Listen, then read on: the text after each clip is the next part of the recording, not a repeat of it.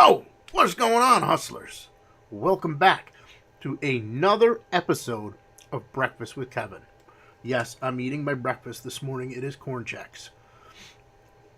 But that's not what I want to talk to you about today. We want to talk about the importance of doing research.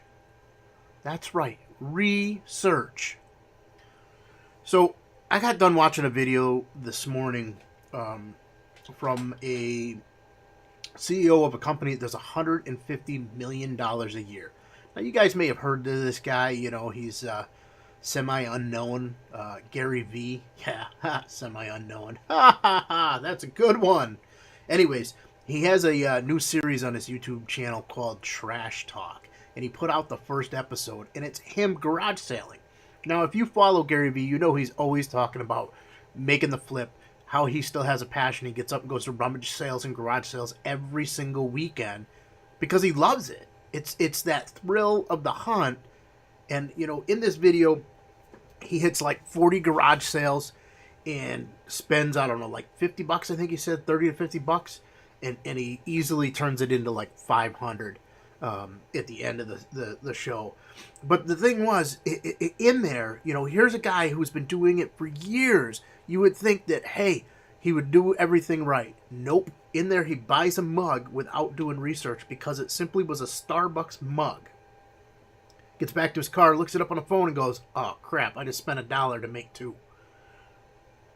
You know, sometimes you got to do the research right then and there.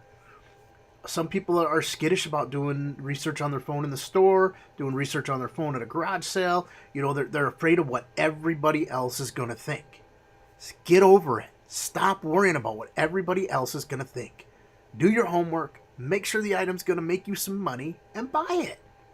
You can get it for the right price. You know, later on in the video, several other items that he's purchasing, he's doing the research either right then and there, or he already knew in his head that, hey, that thing is a good buy. Let's get it. And then goes back to the car and looks up to see how good of a buy it was. But, you know, that's where the importance of knowing your apps are on your phone. Whether it be the eBay app, where you can look up sold listings to see what an item has sold for. Don't worry about what people have it listed for right now. Look at what it's sold for. You know, you've got the Amazon app. There's a billion apps out there. And, you know, on Thursdays, we go over a few tools, and I'm going to go over some of the apps. One of the ones I like to use is Scoutify. It comes with our inventory lab, but it integrates and has all the tools right there so you can easily scan an item once. And we do a lot of retail arbitrage. So, you know, we have the barcodes to scan and put in there, and we send stuff to Amazon. But from there, I can look at the camel graphs. I can look at the Keepa graphs. I can look and see what it's doing on eBay. You know, there's a lot of little tools integrated with it. But, you know, Facebook Marketplace. You know, for example, it's Halloween time. I had a Friday the 13th mask that I did the research yesterday, put it up on eBay and Facebook Marketplace, and eBay showed that it was selling around $6. People were buying it. There were several sales around $6, $7. I listed mine for $13. The $6, $7 ones had free shipping. I listed for free shipping. I also put it up on Facebook Marketplace for $13. I have had nothing but inquiries on it. Come to find out, I had 2 of the masks, and I may have even more.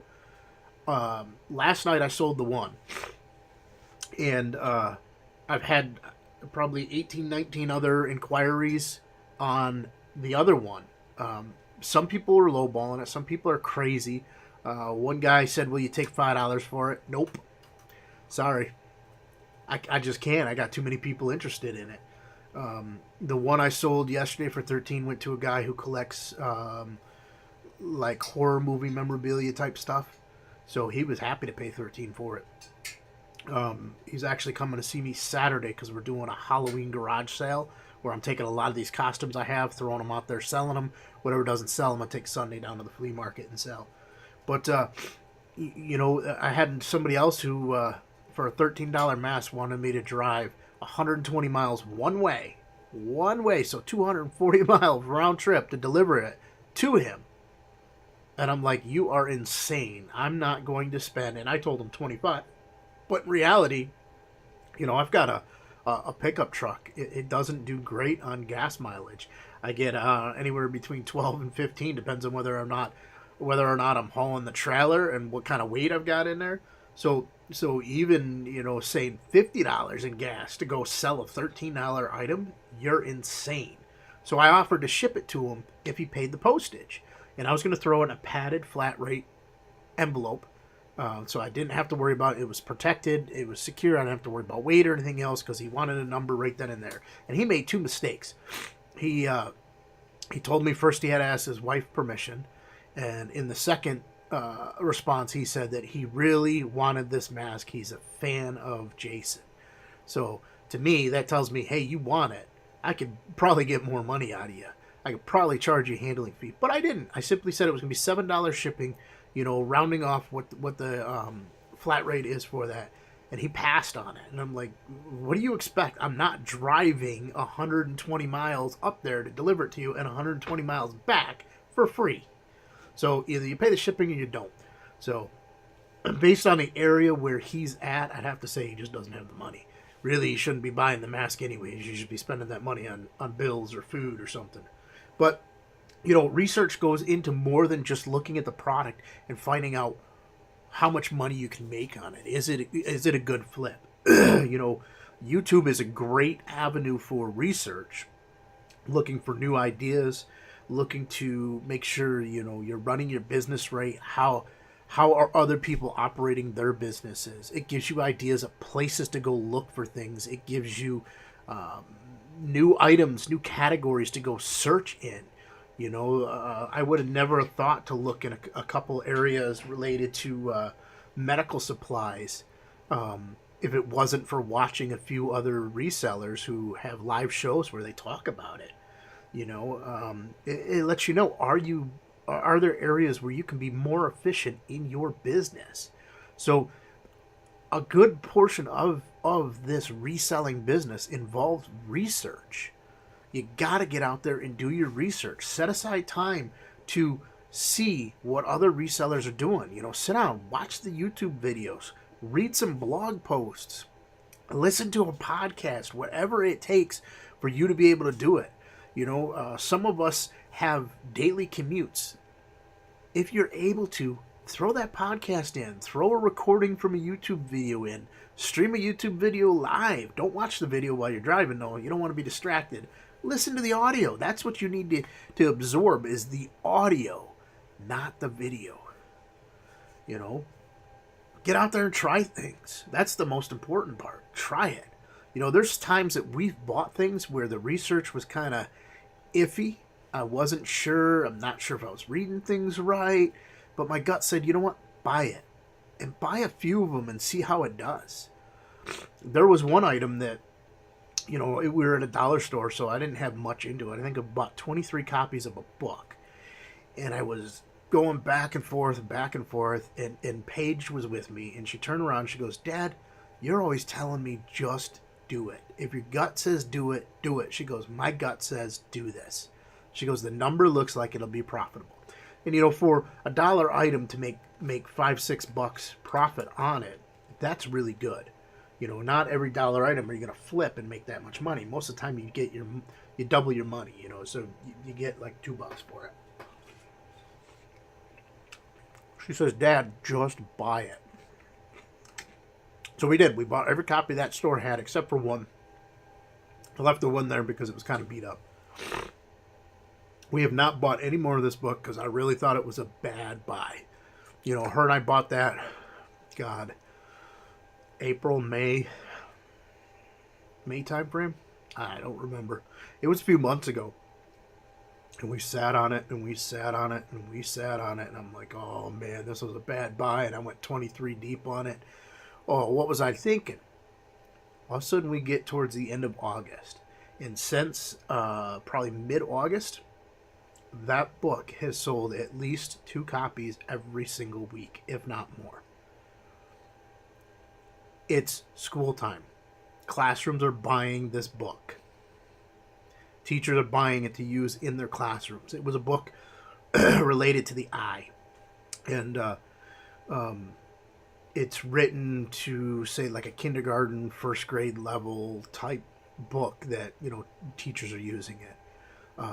I don't even know if we have any copies left. I have to go look at the numbers. But I know that, even this week I sold a couple copies of it. So what I thought was a bad buy turned into actually a really good thing. I just had to wait for the time. So haven't adjusted the price, haven't done anything, still making our profit on it. It's crazy. So sometimes you got to look at the full history. If you're looking at like the Keepa graphs and the camel, extend the time frame out. Don't look at the current period. Look for, a year's selling history. Look at all of the sales history if the thing's been there for more than a year. Look to see, is the sales rank high because the item is a seasonal item? In December, some swim toy is probably going to have like 1 million or 2 million sales rank. But in June, July, and August, it's got like a sales rank of 10, So you got to look at the item itself and see, is there a selling period? Listening to the Bearded Picker the other day, and on his live video, he had a guest on there who was talking about a lady that he hired that does over $1 million in sales, and she buys like one item that only sells in Q4. She spends the rest of the year getting as many of this item as she can and putting it into a storage unit. So she spends almost a whole year sourcing for this item that only sells in Q4. $1 million product. I want to know what that product is. You start scratching your head. What could it be? Is it Christmas lights? Is it something related to Christmas? What has she got? So, but I thought that was interesting that, she spends the majority of the year sourcing it to sell in one quarter. So in a couple of months, she sells that item. So, do your research. Don't be afraid to scan stuff. Get the apps on your phone. Go out there and just scan, practice. If you're an eBay seller, you're in the thrift stores, you're at garage sales, look the items up. Look at the sold listings and see what they're doing. How are the sales going? How many have sold in the last 90 days? At what price point? Can you make profit? Keep in mind, you got to ship it. You got your time to package it. You got to pay eBay. You got to pay PayPal. Everybody wants a little cut of that money. So, look through everything. Do the math in your head and say, boom, can I make profit? If you can make profit, and buy it. If your gut says buy it, buy it. But you got to do the research. Just don't go out there and go, oh, I think I can make money on this. That's when you get yourself into trouble. You buy more than you need, and you buy stuff that you lose money on. The last thing you want to do is sit on an item for 3-4 years to make 50 cents profit. It's not worth it. Sitting on an item for 3 or 4 years to make $1,000 profit, oh, you better believe. But so what are you guys doing for research? I want to hear in the comments below. So if you found quality in this video, you like this content, you want to see more of it, give me a thumbs up. Put it right out there, thumbs up. You didn't like the video? That's okay, not for everybody. Give me a thumbs down, doesn't matter. I take that as feedback and I say, okay, I need to not do those type of videos, do something different. The audience wants something different. Hey, share in the comments. Let us know what's going on. What do you like? What do you dislike? Let us know. Let us know how research is going for you. What tools do you like? Most importantly, if you're not a subscriber, click that subscribe button. And don't forget to hit the little bell next to the subscribe button so you get notified when we post new stuff. The most important thing you need to do is get out there and go do.